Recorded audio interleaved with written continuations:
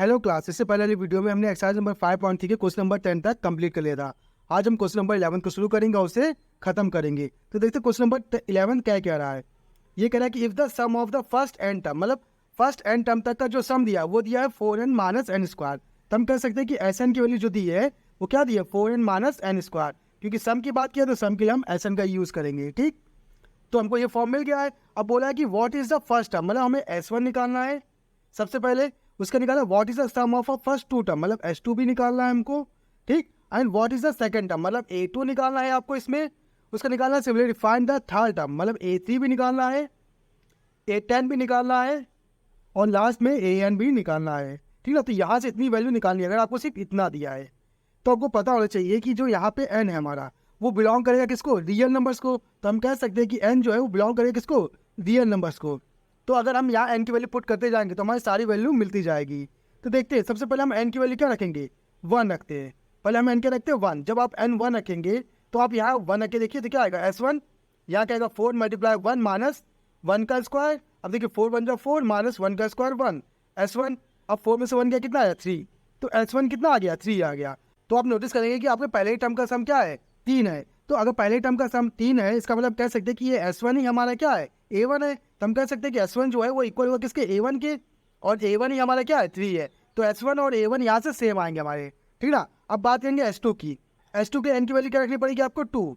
तो आप जब n की वैल्यू 2 रखेंगे तो यहाँ 2 रख के देखिए तो क्या आएगा S2 equal to 4 multiply 2 minus 2 का स्क्वायर, ये रखेंगे। अब देखिए 4 2 8 माइनस 2 का स्क्वायर कितना 4, और 8 में से 4 अगर माइनस करेंगे तो आप देखेंगे कितना मिलेगा 4 मिलेगा। तो यहाँ से आपको S2 की वैल्यू निकल आएगी।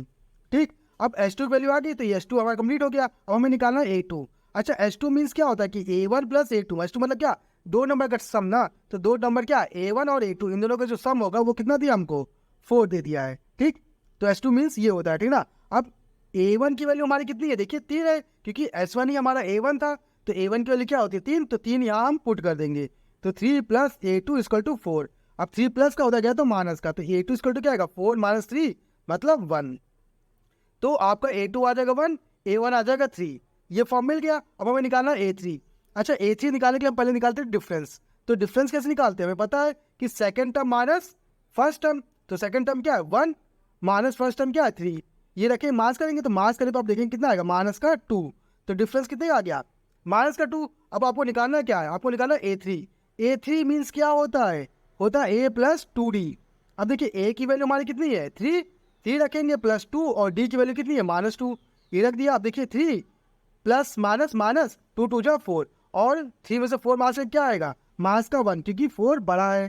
तो A3 हमारा कितना आ गया, तो यहाँ से हमारा A3 भी कंप्लीट हो गया। अब निकालना A10, और A10 मीन्स क्या होता है A प्लस 9D। अब A की वैल्यू देखिए कितनी है हमारी 3 है, तो यहाँ 3 रखेंगे प्लस 9 मल्टीप्लाई D की वैल्यू कितनी निकली -2।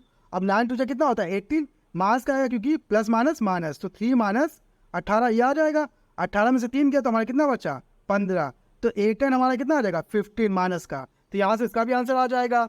अब निकालना हमको AN। अब AN मीन्स क्या होता है A plus n minus 1 D। अच्छा यहाँ पे n की वैल्यू तो दी नहीं है, तो हमारा फॉर्म n के ही फॉर्म में आंसर निकलेगा। तो देखिए A की वैल्यू हमारी कितनी थी 3 थी, तो 3 रखेंगे यहाँ पे प्लस n माइनस 1, और D की वैल्यू कितनी थी -2, तो -2 रखा।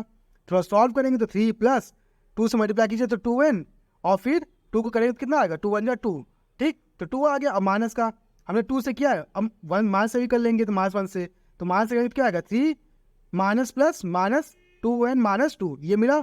अब माइनस से अंदर मल्टीप्लाई होगा तो 3 minus 2n minus minus plus का 2, ये मिल जाएगा। अब देखिए 3 और 2 दोनों प्लस का तो क्या आएगा 5 माइनस 2n, और यहाँ से हमारा an की वैल्यू आ जाएगी, और यहाँ से ये हमारी प्रॉब्लम सॉल्व हो जाएगी। तो अगर आपको ये वीडियो इन्फॉर्मेटिव लगी, अच्छी लगी, तो आप हमारी वीडियो को लाइक कमेंट शेयर तथा सब्सक्राइब भी कर सकते हैं।